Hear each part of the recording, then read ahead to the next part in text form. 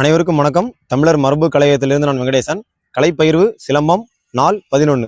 நம்ம என்ன பார்க்க போறோம்னு பார்த்தீங்கன்னா, ஒற்றைக்கால் சவுக்கு அப்படின்ற ஒரு காலடியும் அதுக்கான சுற்றுமுறையும் பார்க்க போறோம். இந்த ஒற்றைக்கால் சவுக்கு எதற்காக பயன்படும் பார்த்தீங்கன்னா, 4 திசையும் திரும்புறதுக்காக. நம்ம சிலம்பம் சுழற்றும் பொழுது அனைத்து திசையும் திரும்புறதுக்கான ஒரு முக்கியமான காலடி தான் ஒற்றைக்கால் சவுக்கு.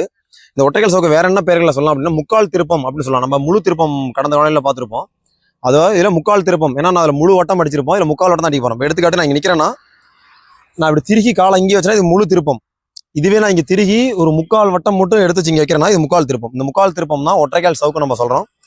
இந்த ஒற்றைக்கால் சவுக்கான காரணம் பின்னால் பார்ப்போம், ஏன் அதுக்கான பேர்னு. முதல்ல இந்த மாதிரி ஒரு கோடு போட்டுக்கிறோம், ஒரு ப்ளஸ், சரிங்களா? இந்த கூட்டல் குறி மாதிரி போட்டுட்டு அதில் முன்னாடி 1 அப்படின்னும், நம்மளோட இடதுகை புறமா 2, 3, 4, நம்மளோட இடதுகை புறமா நம்ம எண் போட்டுன்னு வரணும், சரிங்களா?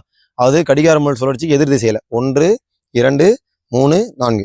இப்போ மையத்தில் நம்மளோட வலது கால் வச்சுக்கிறோம், முன்னாடி 1 அப்படின்னு போட்டுறது இடது கால் வச்சுக்கிறோம், ஆதி நிலையில் நிற்கிறோம். இந்த காடி எப்படின்னா கையை சுழற்சிட்டு நான் செய்கிறேன் பாருங்க. முதல்ல முன்புறமா நம்ம சொன்னதா திருப்பம் எல்லாத்தையும் முன்புறமாக தான் நம்ம சுழல போகிறோம். நான் நிற்கிறேன், எனது முன்புறம் நான் திரும்புகிறேன், பின்புறம் நான் திரும்பல, முன்புறம் நான் திரும்புகிறேன். முன்புறம் எதிர் திசையை திருகி 2 இங்கே இருக்கு, முக்கால் திருப்பம், முக்கால் வட்டம் எடுத்து இங்கே வைக்கிறேன் நான், சரிங்களா? அடுத்து 2லிருந்து திருகி முக்கால் திருப்பம் 3ல் வைக்கிறேன், 3லிருந்து திருகி முக்கால் திருப்பம் 4ல் வைக்கிறேன், 4லிருந்து திருகி முக்கால் திருப்பம் 1ல் வைக்கிறேன், சரிங்களா? இப்போ இதுதான் அந்த காலடி. ஒரு மிதமான நேரத்தில் செய்கிறேன் பாருங்க. 2, 3, 4, மீண்டும் 1, புரியுதுங்களா?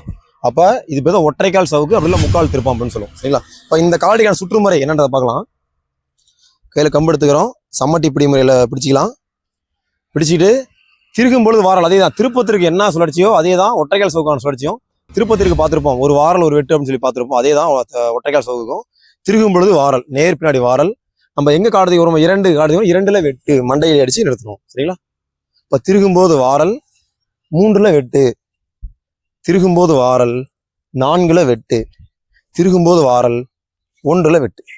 அப்போ ஒரு வாரல் ஒரு வெட்டு, திருகும் பொழுது வாரல் போடணும், கால் எடுத்து வைக்கும் பொழுது வெட்டு போட்டு கால் வைக்கணும், சரிங்களா? ஒரு மிதமான அதில் சேரம் பாருங்க. ஒரு வாரல் ஒரு வெட்டு 2, ஒரு வாரல் ஒரு வெட்டு 3, ஒரு வாரல் ஒரு வெட்டு 4, ஒரு வாரல் ஒரு வெட்டு 1, சரிங்களா? இப்போ இதே சுற்றையும் நம்ம முச்சான் பிடிலையும் செஞ்சு பார்த்துக்கணும். நடுகம்பளியும் வலதுகை தனியாகவும் இடதுகை தனியாகவும் நம்ம பயிற்சி எடுத்துக்கணும், சரிங்களா? நம்ம அதிகமாக சுழற்றும் போது தலையை சுற்றுற மாதிரி ஒரு இது வரும், அதனால் ஓய்வு எடுத்து நம்ம அந்த பயிற்சி பண்ணிக்கலாம். இப்போ அந்த காணொலியை பார்த்துட்டு தொடர்ந்து பயிற்சி பண்ணுங்கள். அடுத்த காணொலியில் அடுத்த பயிற்சிகள் பார்க்கலாம். தொடர்ந்து பயணிகள், தொடர்ந்து பயணிப்போம். தமிழர் கலைகள் கற்போம், தமிழர் மரபை மீட்போம். நன்றி, வணக்கம்.